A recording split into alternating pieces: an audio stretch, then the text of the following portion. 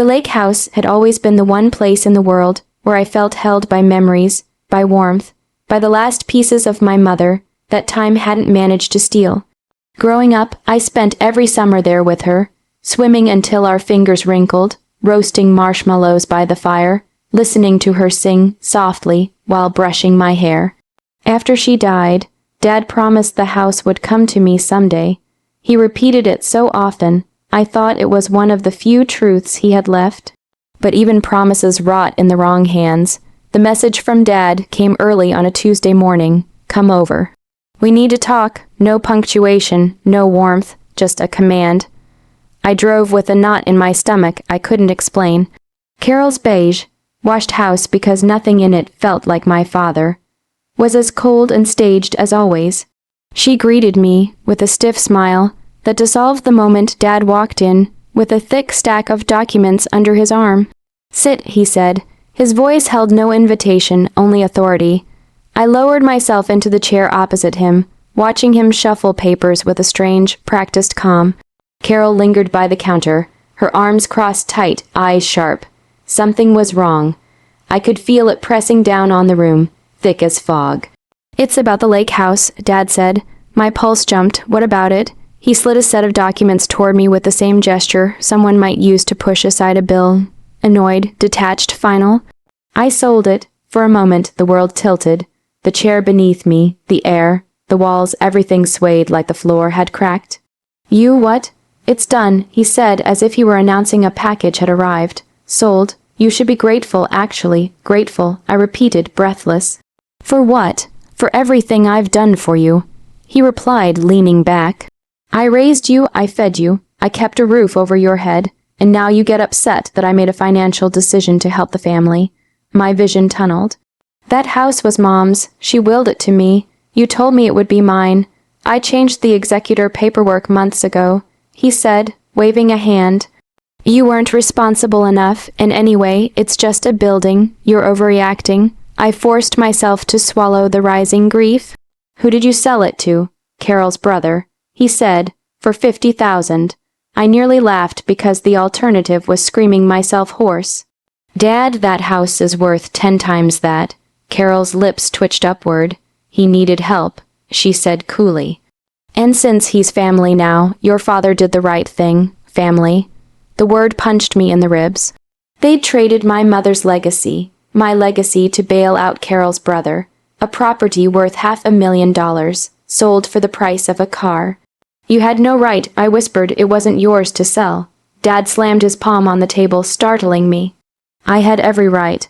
I took care of you your whole life. You owe me. So yes, you should be grateful I even considered your feelings at all. There it was. The truth he'd always believed but never spoken so plainly. I wasn't a daughter. I was a debt. An obligation to be balanced, and he had just cashed me out. I stood, legs trembling. Neither of them tried to stop me. Get out if you're going to act dramatic, Dad muttered. So I left, but not with the defeat they expected. Something fierce and determined ignited in me the moment the door shut behind me. They thought they'd stolen everything. They had no idea what I was about to take back. The day after Dad sold my inheritance, I drove to the lake house. Not to fight, not to reclaim anything yet, but because I needed to see it again before it slipped through my fingers entirely. Early morning mist curled around the trees, and the water lay still as glass. The house sat quiet, almost watchful, as if holding its breath, but the driveway wasn't empty. A battered pickup truck was parked where my mother's blue sedan used to sit when she'd come up for weekends. The sight of it stung like a fresh bruise. Someone else was inside my mother's kitchen. Someone else was touching the floors we sanded together, breathing the air she once filled with laughter and lavender candle smoke. I stayed in my car. I didn't go up to the porch or knock. I wasn't ready to watch a stranger walk through what should have been mine. Instead, I drove to the county clerk's office, telling myself it was just to confirm the sale. But deep down, I knew I was chasing cracks, hoping the whole structure of my father's lies would fall apart if I pulled at the right thread. Inside, the building smelled of old paper and lemon cleaner.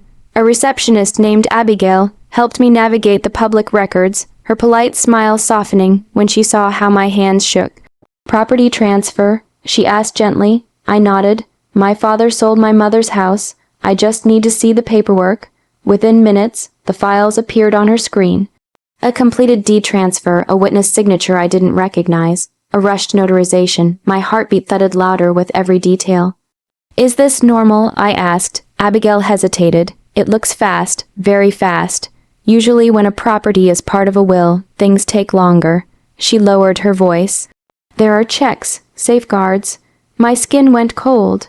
When I left the office, I didn't go home. I drove straight to the address of my mother's old attorney, Mr. Harris. He had been retired for years, but he still kept a small home office, his sanctuary of wooden bookshelves, and framed diplomas from another era. He recognized me the moment he opened the door. "Emily, my goodness, you look just like her." The words softened something sharp inside me. I told him everything, stumbling through the betrayal, the sale, the ridiculous price. He listened quietly, his brow furrowing deeper with each detail. "Emily," he said at last, "your mother's will was very clear. The lake house was designated solely for you. The only way your father could take control of the asset was if he petitioned the court to remove you as beneficiary. Did he?" He shook his head. "No. I would have known. I would have been notified." The air electrified. He hadn't followed the law. He'd simply overwritten something he had no right to touch. "Is there anything I can do?" I asked, my voice small, fragile. Mr. Harris leaned back, steepling his fingers. "Yes, more than you think. If the sale violated the will, which it appears to have, you can challenge it, and you have an excellent chance of winning." Something in me, something that had been trembling since childhood, went still. For the first time since Dad's words shattered me, I felt sturdy. Clear anchored, but I needed more than legal footing. I needed truth, motivation, the why behind it all. So I dug. I checked public debt records. I searched for connections to Carol's family. I spoke to a bank teller who used to work with Dad. And slowly, horrifically, the picture sharpened. Dad was drowning in gambling debt upwards of $40,000. Carol had urged him to sell the house to fix it. Her brother needed money too, and together, they'd seen my inheritance as an opportunity. They hadn't made a mistake. They'd made a choice that lit a fire in me hotter than grief. I wasn't going to let them walk away with what was mine. Not again, not ever. The deeper I dug, the more the truth twisted into something ugly and deliberate. Dad hadn't sold the lake house in a moment of desperation. He had planned it, engineered it, and sealed it behind lies. For days, I moved through the world with a steady, simmering calm, as if the betrayal had crystallized into something sharp and purposeful inside me. Justice wasn't a hope anymore, it was a mission. I started with what I could control: evidence. Every evening after work, I sat at my kitchen table surrounded by documents, the deed transfer, the appraisal reports, the will, copies of Dad's debt statements, and printed screenshots of the bank transactions linking him to Carol's brother, Dennis. I highlighted inconsistencies until the papers looked like they were bleeding neon. It wasn't enough to be angry. I needed to be unstoppable. Next, I quietly returned to the lake house. Dennis answered the door with a look of pure dread the moment he saw me on the porch. He wasn't a cruel man, just one who'd made a convenient choice in the wrong direction. I didn't expect to see you here," he stammered. "I know," I said, stepping inside before he could object. "But we need to talk." He looked like he wanted to melt into the floorboards. "If this is about the house, it is," I said, calm but unyielding. "You know the sale wasn't legal. You know the property wasn't my father's to sell." His face paled. Guilt hung around him like humidity. "I didn't know the details," he said weakly. "Carol told me." "I don't care what Carol told you. You sign papers that violate a will. That makes you complicit, even if you pretended not to see it." He sank into a chair, rubbing his face. "I don't want trouble, then help me fix this," I replied. "Sign a written statement about what happened. The price, the rush, the pressure, your part in it, everything." His eyes darted nervously. "If your dad finds out..." "My dad already made his choices," I said. "Now it's your turn." There was a long silence. Then his shoulders slumped. "Fine," He whispered, "I'll do it." Relief washed through me, but it wasn't soft or warm. It felt like a door unlocking. By the next afternoon, I had Dennis's written confession notarized and added to my growing stack of evidence. I handed everything over to Mr. Harris, who reviewed it with an approving nod. "Emily," he said, adjusting his glasses, "you have a solid case, more than solid. Your father violated the will, engaged in a fraudulent sale, and attempted to transfer an asset he did not legally control. This may not just overturn the sale, it might expose him to financial penalties." Part of me flinched at the idea of hurting him. But then I remembered his words, "You owe me, you should be grateful." He'd weaponized the very love I had for him. If there was damage now, he had created the cracks long before they reached me. "Let's file," I said. We did. The legal challenge was submitted within days. The filing alone sent shockwaves through Dad's life. I knew because he left 6 voicemails in a single night, each one more frantic than the last. First he called me ungrateful, then selfish, then cruel. Then finally, in a trembling voice, he begged me to not destroy the family. Funny how he only cared about the family once his own comfort was threatened. I didn't respond. For the first time, I chose myself. The court date was set, the evidence was on my side, the truth was on my side, and soon the house would be too. The fire they lit inside me was no longer pain, it was power. The morning of the hearing arrived wrapped in a quiet kind of tension, the kind that settles in your bones like storm air. I sat in the hallway outside the courtroom, my documents neatly stacked in a folder on my lap, my hands steady in a way they hadn't been in weeks. I wasn't scared anymore, I wasn't even angry, I was ready. When the courtroom doors opened, Dad walked in with Carol at his side.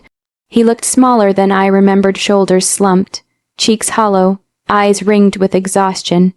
Carol, in contrast, wore a stiff smile that cracked the moment she noticed my lawyer's briefcase. She realized then that I wasn't bluffing. Dad wouldn't look at me. Maybe he couldn't. Maybe it was easier to betray a daughter than to meet her eyes afterward. The judge took her seat and the proceedings began. Mr. Harris laid out the evidence with a calm precision that seemed to drain the room of oxygen. The will that clearly named me as the sole beneficiary of the lake house, the lack of proper legal steps to change that, the suspiciously rushed sale, the grossly undervalued price, the gambling debts, the conflict of interest created by selling the property to Carol's brother. And then came the final blow, Dennis's confession. When he took the stand, he couldn't even look at me. But his voice was steady as he admitted the truth, that the sale was rushed, that Dad insisted on bypassing proper valuation, that Carol had pressed them all to get it done before anyone caused trouble. Carol gasped, Dad stiffened. I sat still, breathing in and out, letting their panic wash over me without letting it touch my skin. The judge didn't need long. This court finds that the sale of the property violated the explicit terms of the will. The transfer is hereby voided. Full ownership of the lake house is restored to the rightful beneficiary. Emily Hayes. Additionally, damages and legal fees will be assigned to Mr. Hayes for knowingly executing an invalid transfer. Carol shot to her feet. You can't do this, that house was our. The judge silenced her with a look that could freeze fire. Dad's face crumpled into something between disbelief and fear. He opened his mouth, closed it, then looked at me for the first time that day, eyes pleading, full of the vulnerability he reserved only for moments when he had something to lose. Emily, please, we can talk about this, we're family. I felt the sting of those words, but not the guilt he hoped they'd trigger. Instead, I saw every betrayal laid bare behind them, every manipulated apology, every lie disguised as protection, every time he used my love as leverage. We could have been, I said softly, but you chose something else. His eyes filled with a grief I might have mourned once. Not now, Carol stormed out, heels clacking like tiny explosions. Dad followed her a moment later, defeated and silent. I didn't chase either of them. 2 weeks later, I stood on the porch of the lake house, the wooden boards warm beneath my feet. Dust motes floated in the sunlight pouring through the open windows. I had spent days cleaning, repainting, restoring everything that time and neglect had worn down. Every stroke of the brush felt like reclaiming a piece of myself. The lake shimmered in front of me, calm and gold in the afternoon light. For the first time in years, I felt whole. Dad's life unraveled quietly after the hearing. His debts rose to the surface, one after another. Carol left him within a month.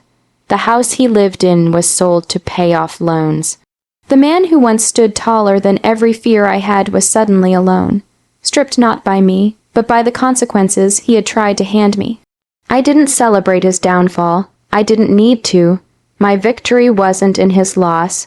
It was in this house. In my mother's legacy, in the woman I became while fighting for it. As the sun dipped behind the trees, I sat on the porch steps, breathing in cedar, lake air, and quiet triumph. Revenge didn't feel sharp or poisonous. It felt like peace, like justice, like finally coming home.